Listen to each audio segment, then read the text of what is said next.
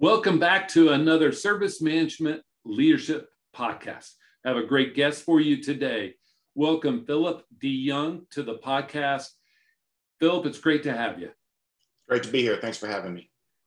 Philip brings a wealth of experience, and so his background's different than some of our other guests. So I enjoy these conversations just as we look at some of the same things through a different perspective. So we'll start with a nice, easy one. Philip, how'd you get into the world of service management? Like a lot of things in life, quite by accident. It basically found me. For the first part of my career, I was a software developer, right? C requirement, write code. C requirement, write code. That was my life. And in the organization I was with at the time, I said, I'd like to do something different. And they said, well, we need somebody to lead this small little team to take these tickets from the service desk. I said, great. Sounds like great. Hey, I get to lead a team for the first time, right? Well, I did that for a couple of weeks and the tickets just kept coming. They kept coming. We didn't know how to do them. We were just inundated. The service desk basically escalated everything to us. And I was very frustrated. I went to my boss's office and I said, hey, this isn't going to work. I said, this is unwieldy. We're not going to be successful. And it was one of those watershed career moments you never forget, right? When somebody says something you never forget. He let me straighten out. He said, Philip, you're doing it wrong. He said, go figure out what other companies are doing. Go figure out how other people are solving these types of problems. So I was a little bit, taken aback by that. So I went and sat down, brought up Google, and this thing came across my screen, said ITIL. And so I said, ITIL V4 Foundation certification. Maybe that might have some answers. So I went and did my certification. I learned all of these concepts and definitions and, which came with foundation certification. And then one day it hit me, the concept that I think really changed everything, problem management, right? And that was what we were doing wrong. And so, but we still, it wasn't going to change overnight. And so, how do you eat an elephant one bite at a time, right? Start first things first. So I did something really, really small, but really significant. I told you that service desk, they were not in IT. There was no such thing as knowledge management. Their escalation rates were through the roof. Our customers were frustrated with the service desk. And so, but I just wanted to start small. So I created 4 or 5 problem tickets. And I went to the service desk and I said, hey, do me a favor. We're going to fix this together. And so when you get a ticket that has this issue, go in this field, go put this number. And if you get this issue in this field, put this number. And what I was giving them was problem ticket numbers. And it was fun. And the fact that they knew they were having an impact on potentially giving us metrics to get things fixed, they were now engaged. They were now less frustrated, right? And what was funny about that is like the problem tickets numbers took on a life of their own. You could reference the ticket numbers like they were, numbers in a hymnal. Hey, number 768 just happened again, right? Hey, 429, you got another one of those, right? Well, what happened is we got the metrics, went to the engineering development teams and said, hey, guys, this is what's happening. This is your product. This is how your product is behaving in the workplace. And they're like, oh, we probably need to fix those. So going forward, what was then became effectively a tier 2 team, we stopped working most incidents and we focused solely on problem. It made things more stable. It engaged the service desk. And after about a year of doing this, they said, hey, Philip, you're working with the service desk. Why don't you just take on the service desk? I'm like, fantastic. And so from there, the career grew and done a whole bunch of things since then. But I'll never forget how my service management journey started. It was with a conversation in an office that said, hey, you're doing it wrong. And, sometimes that's what we need to hear. Yeah. And, I would say there's a lot of companies still doing it wrong, quote unquote, because it's bureaucratic. It's, they don't see it as a value, like when your L2 teams transitioned to problem management, now they became a value because the L2 tickets were solved by the service desk, which is a cheaper and provides better service customer experience. That's right. That's right. The number one priority of a tier 2 team is to be their number one strategy should be to make the tier 1 team successful. Yeah. Right? And that's a function of problem management. That's a function of knowledge management, especially, right? Because if you're on the other end of that as a customer, how often do you want to hear, sorry, I need to escalate this ticket? Of course you don't want to. You want the person you're talking to or on chat or however to actually resolve the issue for you. It also works with other types of tier 1 teams, like a NOC, like an IT operations team, right? How often do you want a NOC to operate that says, oh, see red light, make phone call? Right? That extends the life cycle of the incident. You want to enable that tier 1 team to resolve it on the first event. Oh yeah. And it's one of those things that knowledge, all right. So you and I are of a certain age where people our age call the service desk more than the younger folk. And the younger people like looking things up. So I think knowledge management is going to become more and more of a priority, where it should, within organizations, because the younger the people that grew up Googling their answers, that's most of your workforce now, and that percentage is even going to grow. That's exactly right, and you have to keep in. I would call that tier 0 resolution, right? Because it's touchless. But you have to stay on top of that to know exactly what they're looking for, and get those metrics back, so you can have that feedback loop to even give better knowledge or what I call tier 0 support, right? You have to, you want to watch which articles are being used the most. Which article, the little thumbs up, thumbs down metric, right? It says, hey, this didn't help me. Well, we need to go look at that. Why didn't it help them? Oh yeah, and the thing that gets me is a 5-year-old article is probably 0 value, because you think, what else changed in our environment in the last 5 years? Everything. So, every time. So I'm like the knowledge management, I'm like the czar of that, because I'm like, every time you push in new functionality, you make a change, you need to go update that knowledge article. The one that gets me the most, Philip, and I will tell you this soapbox, and I won't get into it, is when we push defects live without creating knowledge. So then, because it's not a showstopper, we can't slow down for it. Got it. But at least document it somewhere, because it's gonna rear its head sooner or later, whatever that defect is. And the service desk won't have a clue what's going on, or the knowledge base or whatever. Yeah, that's exactly right. And the thing is that you can't predict the future, right? You can't predict what events or defects are going to occur. So you have to have that rapid feedback cycle in place so you can respond quickly with the appropriate knowledge quickly, right? A lot of times when I deal with, service transition or operational readiness, they say, you ask, okay, we need some sort of, at least some initial set of knowledge. Well, what do you normally get from developers or engineers? You get architectural diagrams. Right. Well, that's great, but that's not an operational thing. That's probably good background info. So you have to say, okay, well, what are the most common things that could occur?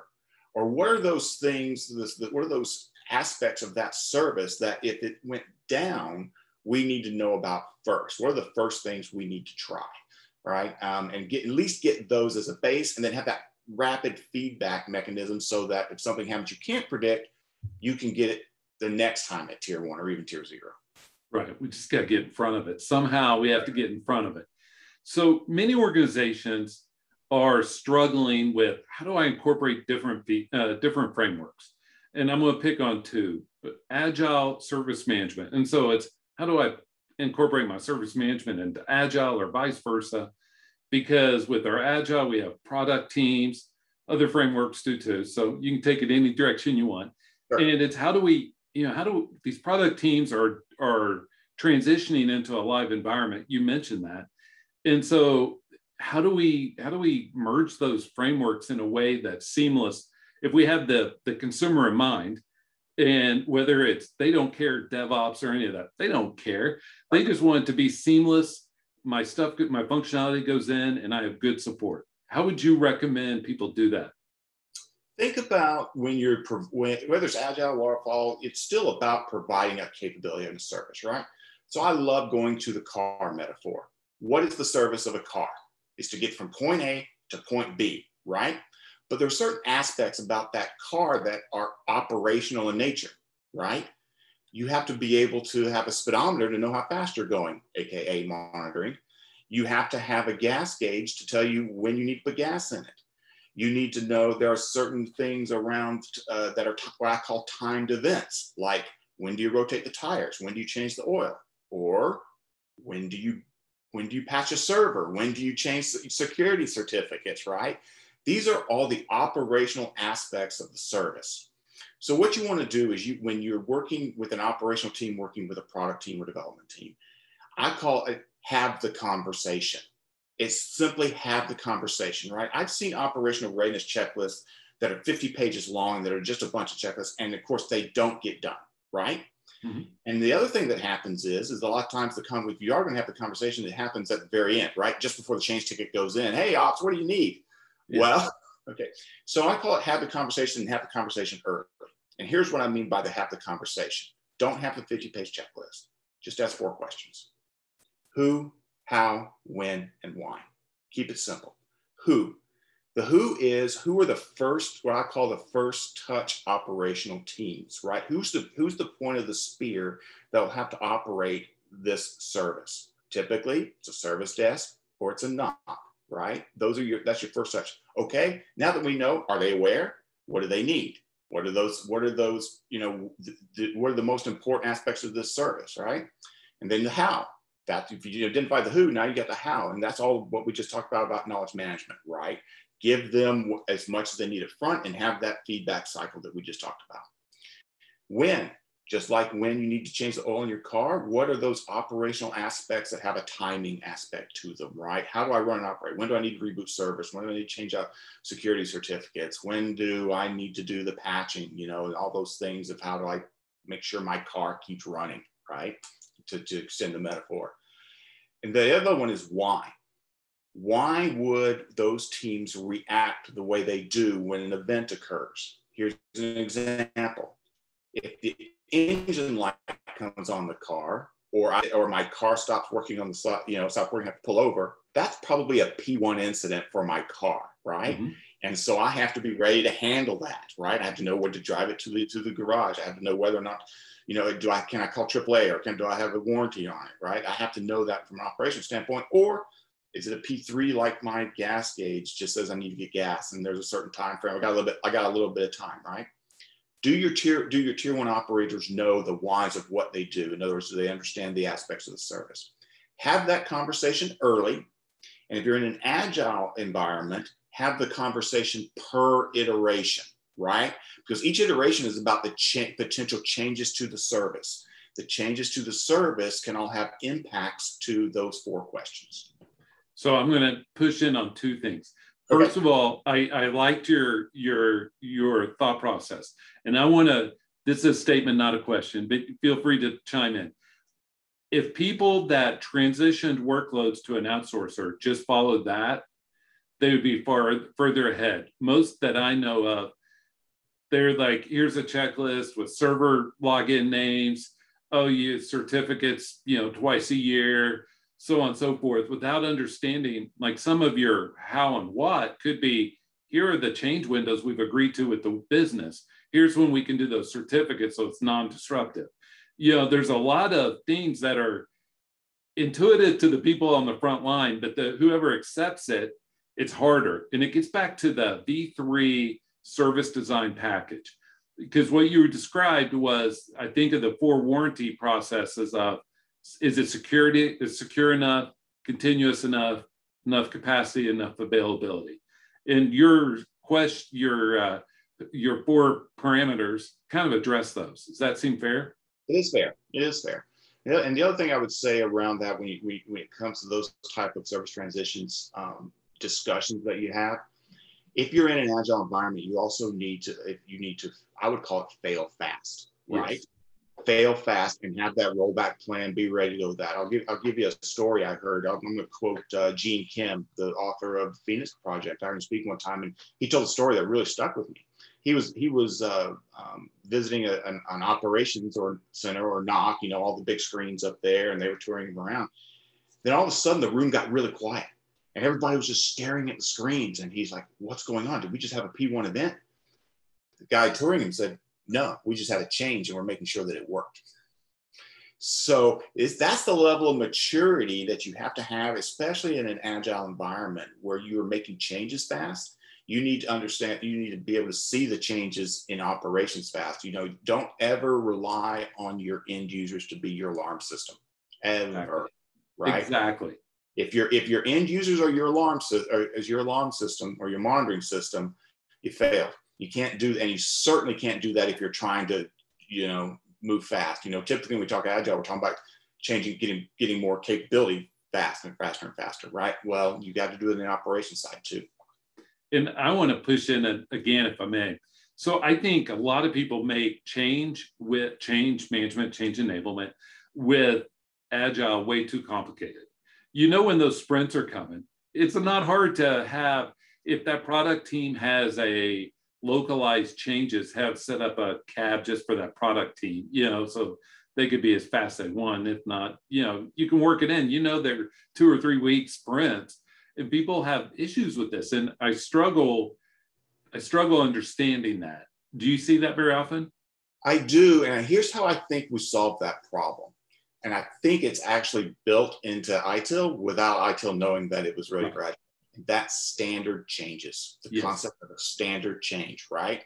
Because the definition of standard change is very low risk, right? And a repeatable process. Those are the 2 key elements I would say that are important to standard, right? So in an agile environment, DevOps environment, CI/CD, whatever you want to call it, if you're rapidly making changes, do you have the pipeline, right, that gives you that lever, you know, that safety net so that it could be standard changes? And then heck, you know, go another step further and actually automate the standard changes along with the CI/CD pipeline, right? Yes. And now you do have that marriage of IT. You got a really good marriage there between ITSM and Agile. I've set that up a few times where it goes through automated testing in Jira, kicks off a standard change in the tool, and then it deploys through Jenkins or Octopus or something like that. But one of the things, so whenever you talk about that whole stuff, that always gets me all fired up. And I'll tell you why. Because we make, like I said earlier, we make it difficult. And I think back to when servers had images on disks, right? Remember those old days? Mm-hmm. And you could deploy that disk 1,000,000 times. It doesn't matter. And you were confident on that image that it wasn't going to have any issue. But if you were going to change that image, then it probably needed a change because it could really mess a lot of stuff up. Right. Does that seem reasonable? That is. That's all that code is in CI/CD. Mm-hmm. If you're changing or establishing that image or that to be deployed, that code, be thorough. But once you're happy with it, deploy it 1,000,000 times with the standard change. Does that seem fair? It is. I would agree with that. I would say that you know, if you've got a repeatable process through automation, link that to your standard change. If you change the process or change that pipeline, now let's get back into cab and normal, right? And let's be a little bit more thorough with it. Let's test it. Let's make sure, because if we're going to deploy it 1,000,000 times, we don't want 1,000,000 incident tickets, right? That's exactly right. And so let's move. I'm going to push in further with this, if I may, go to another topic that's real tangential. What I've seen a lot is Agile and DevOps and those type of frameworks, there's a lot, right, are being used for deployment for what we in the ITSM world would think of as service transition.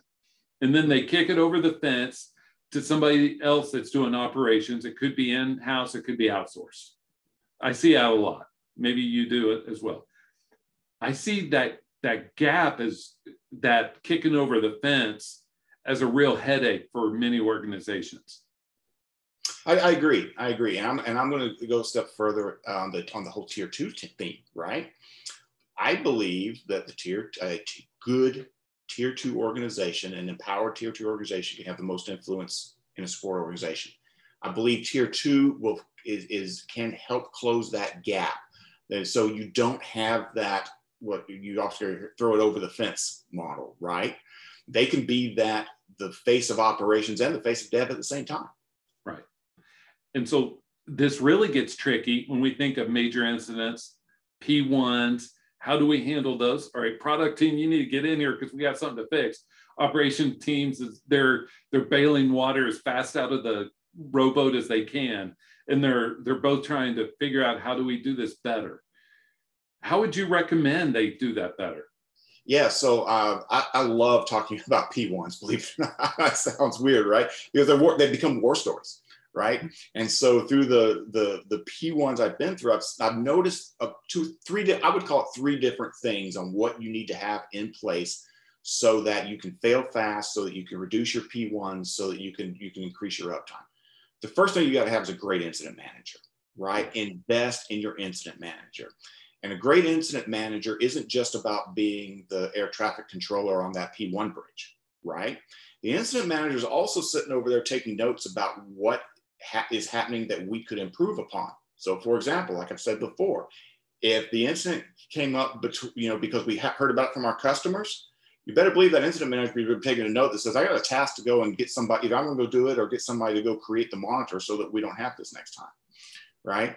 The other thing a great incident manager does is they look for the efficiencies, okay? Mm-hmm.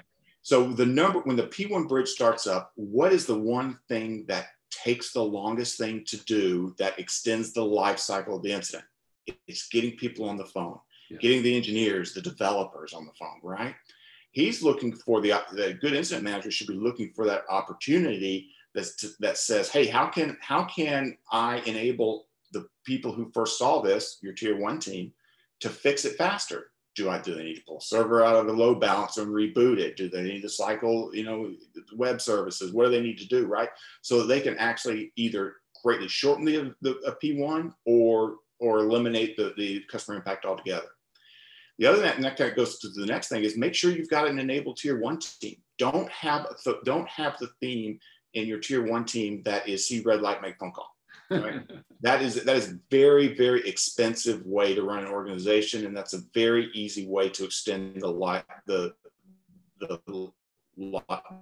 lifetime of a P, right? And this goes back to that same thing we talked about. Get that feedback loop going of knowledge, and hire great talent at your tier 1 and enable them and trust them. And that's hard. That's really hard for organizations to do. But if you're serious about lowering your P1s, that you need to consider. And of course, the third thing is problem management, right? Have a great problem manager. Invest in problem management. And I would go so far as to say this: if an organization is looking to increase its uptime, and you want to consider maturing your problem management, put financial metrics on it, right? And that could be soft costs or hard costs. Hard costs are things like you might have to pay penalties and SLA violations, right? Mm-hmm. You get that money. A good problem manager can probably pay for themselves in less than a year, in weeks, not years, right? Right. And look for the soft costs, right? Who is having to resolve the incidents, and how many of them are we doing? You can look at it from a width standpoint of how many times is this issue hitting our service desk, right? Or look at it from a depth standpoint as to, from our P1s, how much money is this P1 outage costing us? Invest in that problem manager, and you'll reduce your P1s. So 2 things. First of all, one thing I don't see often enough, and I'm a huge believer of, big soapbox for me, is quantifying the cost of an outage. We have to do better. The most recent studies I saw, mid-sized company, large company, was $9,000 a minute. I think P1s are way more expensive. Most companies, like if you're a bank and your customers cannot use your app to check their balance or get money or change money, it's going to cost you, your Bank of America, it's way more than $9,000 a minute. It could be $90,000 a minute or more. So quantifying the cost of the outage. But the second thing, and I want to push in on you, is the tie between event management, lowering P1s has to be set, right? Correct. Yeah, and you tie the event management to your what I would call your service priority, right? I think one of the things that you have to do is you have to create a prioritization matrix. Prioritization matrix just says when this occurs, it's a P1. When this occurs, it's P2, right? And then there's no argument when you get on the bridge, right? And you want to know that ahead of time. And here's the thing, you want to collaborate with your product partners, your business partners, even your customers, to determine what that prioritization matrix looks like. You want to look at it from a contractual standpoint. What are the contracts I have with my end users and my end customers, right? That goes to a service design discussion, right? If I have just promised my customer 5 nines, do I have the high availability infrastructure to do it? Can I afford it? Right.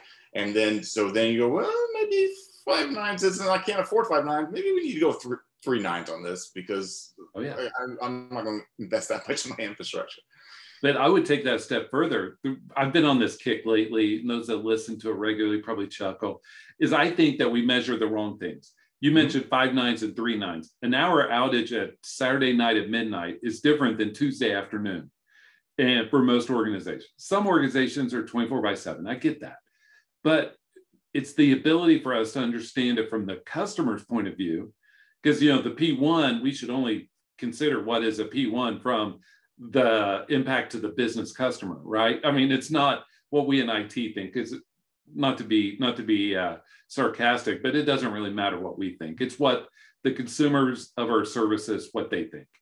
Right. I 100% agree. It's again, I'll go back to the car metaphor, right? What's the demand of the customer and how do I fulfill that and create that service and that experience for the customer, right? And then I go back and say, okay, well, how can I deliver on that? And how can I deliver on it from an operational standpoint as well? And so everybody loves stories, and I tell this one all the time, probably too much. But I used to work with someone, I was on the transition side and all that stuff.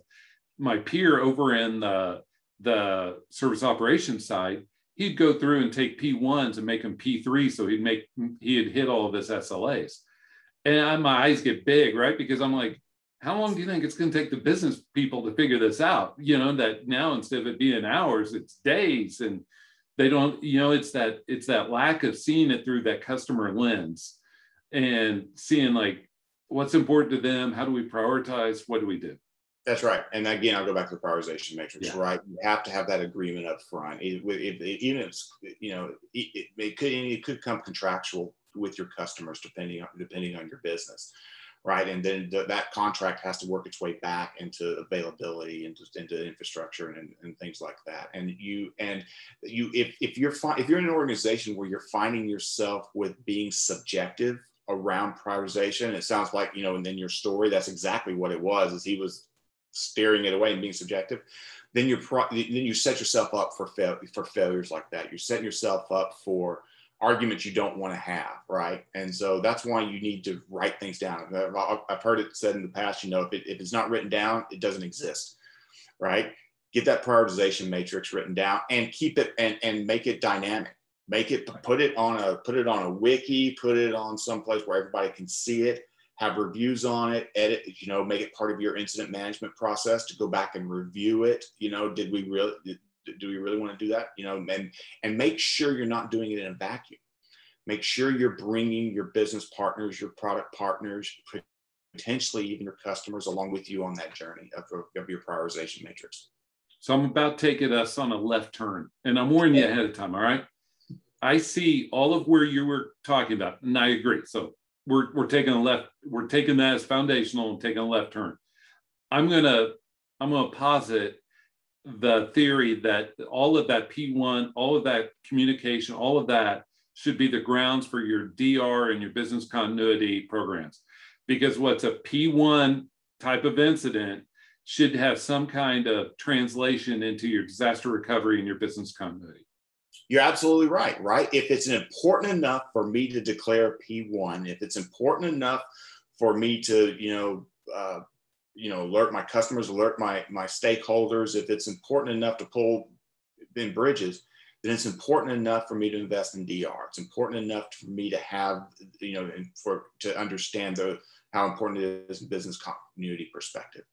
And again, and then you can also go the other way with it, right? What are those things that are not important as important? And therefore, now I know where to focus my investments from a DR perspective. Yep. And so to me, I've seen this up close. That's why I steered you there, is I've seen places that have DR rated high and it's a P3 or vice versa. And I'm like, there has to be alignment, and that should be alignment with your changes as well, because the riskiness of your change should be tied to whether it could create a P1 incident. And that change should affect the timing of when we do it. And I mean, all this is strung together like a chain. You know, the piece that the real key piece into all this discussion is your CMDB. Yes. Right. Your CMDB, that is your database that determines down to the CI level what's important and what isn't. So when it comes to this, I would tie, your incidents, your DR and your prioritization, your changes, tie it back to your CMDB. And the way you do it is you start at the very, very top. Okay. Start with your high level services. So if you were to build a dashboard for your organization, what are your top 5 to 20 things that services that your organization provides, right? Create that dashboard, red light, green light, right? What's your customer experience, right? And then you go from there. And now you know that for these particular services, these are P1 services, these are P2 services, or you can drill down a little further and say for these services, these aspects of them are P1s, these are P2s, right? And then when you start at that highest level, create the connections down to your CIs.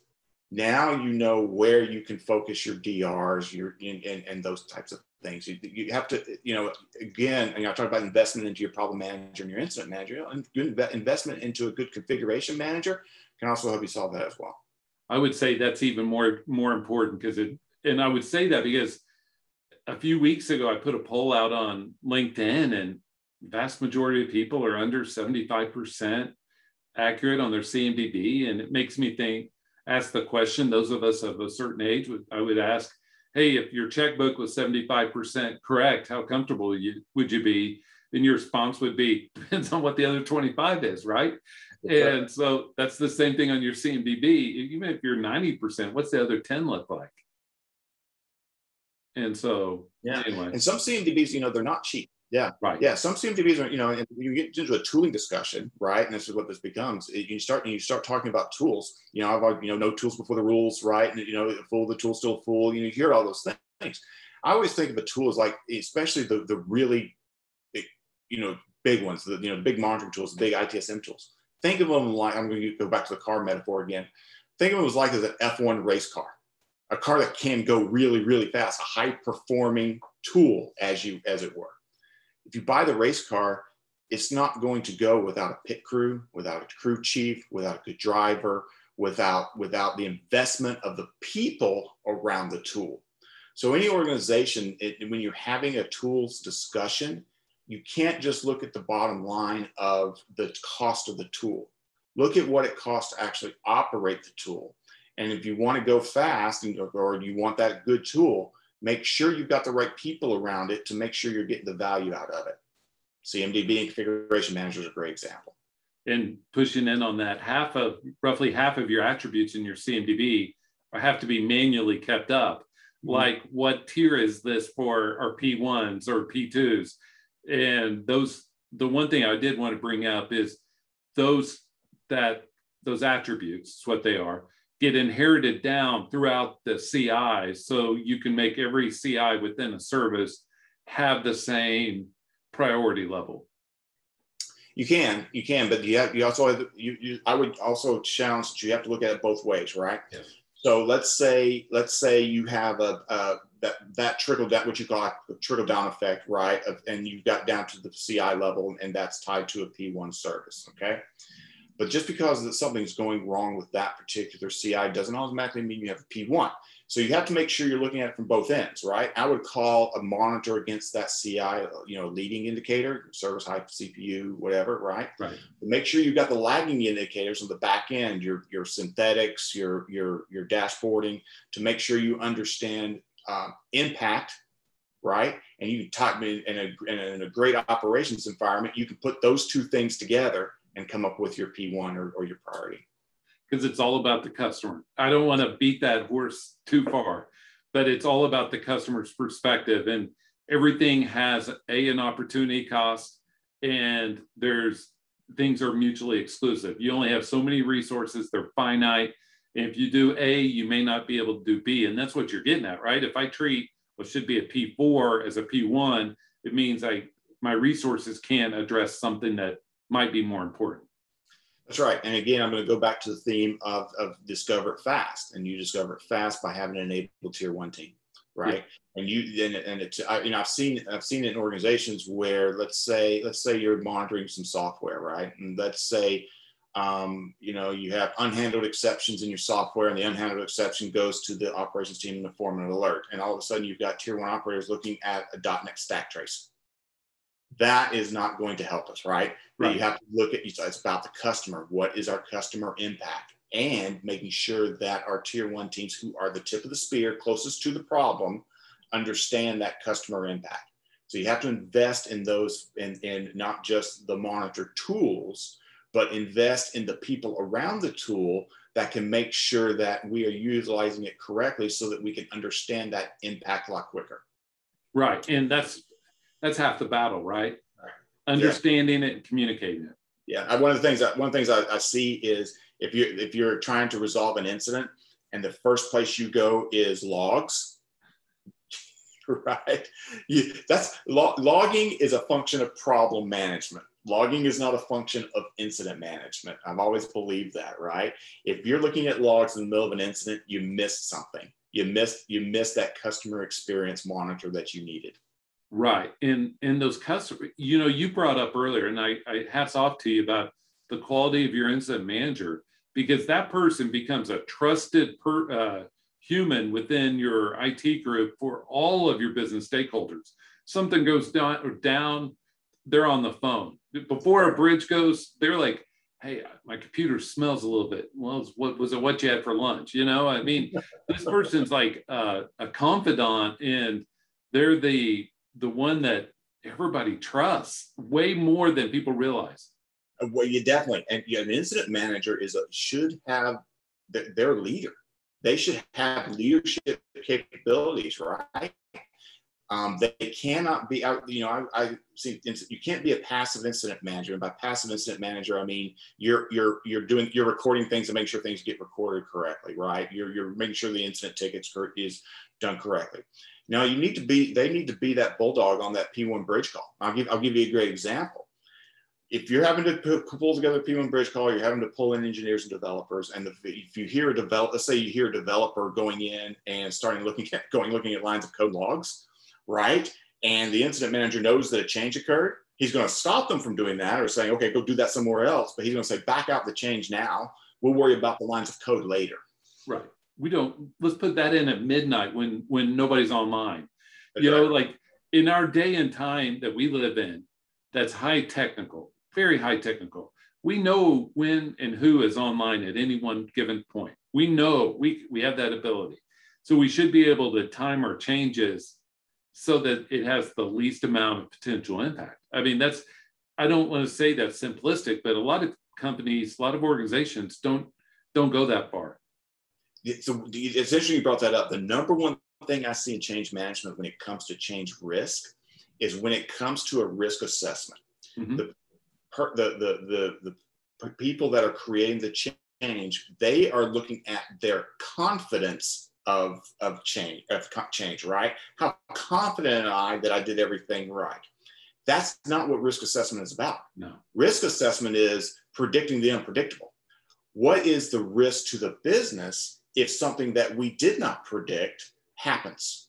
That's what true risk assessment and change should be about. Right. This thing goes south, and I always hear, oh, it won't go south.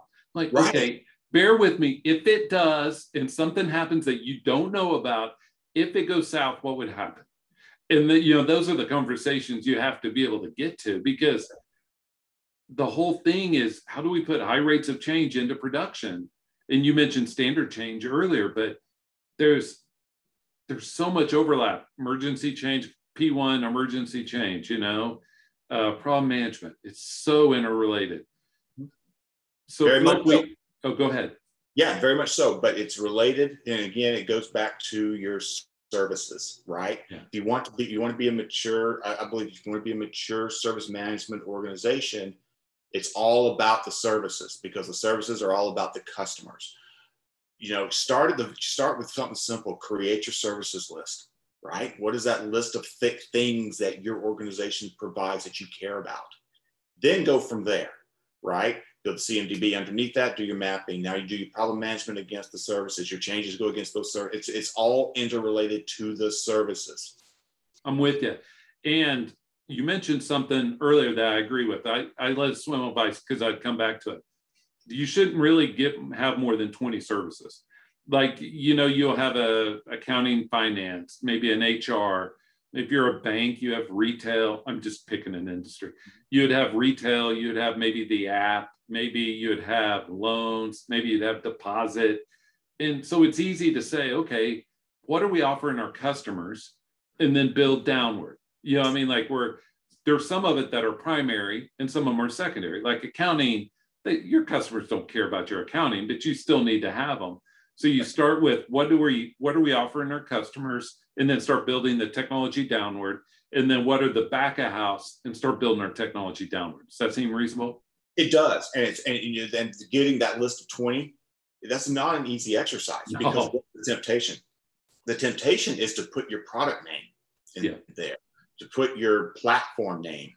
No, that's not a service. It may feel that way, but that's really what supports think of service. The word I always like to use is capability. What are the capabilities that our organization is providing? Accounting, HR, right? Then the platforms go underneath that. Exactly. But I always use the bank one because we all think about it, and we think, okay, you mentioned dynamic. The banking one's going to change. In the next 20 years, the banking app's going to go up in the website, and they're going to have fewer retail establishments. That's just my view. People now can take a picture. They can have a bank in another state, take a picture and have a deposit. We can do so much transactionally differently now, and it's only dividing. It's only becoming more so. And so those services today may not be your services tomorrow, right? I agree. Oh, absolutely. And so a service catalog, right? Yeah. As it were, that's all you always want to review and adapt, and making sure that you are always focused on the capability that you are giving your customers. And if you stick with that theme on your service catalog, you can't go wrong. Philip, we thank you for joining us on the podcast. As time's gone by quickly, is there any parting words or guidance you'd like to offer at the end? Yeah. So, in the experience I've had is, in various aspects of operational organization, it's the same thing keeps popping up. And that is, if you want to make an investment, if you don't, you want to improve things, do you invest in this tool, do you invest in this team? I would say you always start with your tier 2 team. I'm very passionate about that, right? The tier 2 team can make your tier 1 team better, because they are supporting them with knowledge management, right? A good tier 2 team never does things twice. Right. If they get a ticket, they don't just resolve the ticket, but they ensure that tier 1 can do it the next time. They will make your a good tier 2 team will make your tier 1 team better.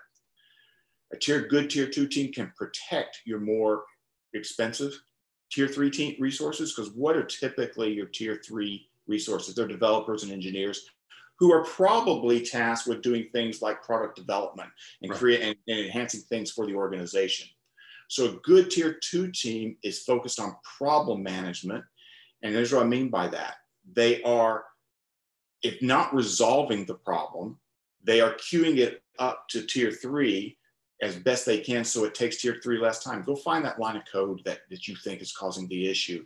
Go do a good RCA on that, so that tier 3 can resolve it in their next sprint, right?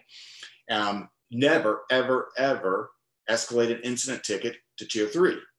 If you've escalated an incident ticket to tier 3, you failed on a knowledge management perspective, you failed on a problem management perspective, and you just keep those simple rules in place.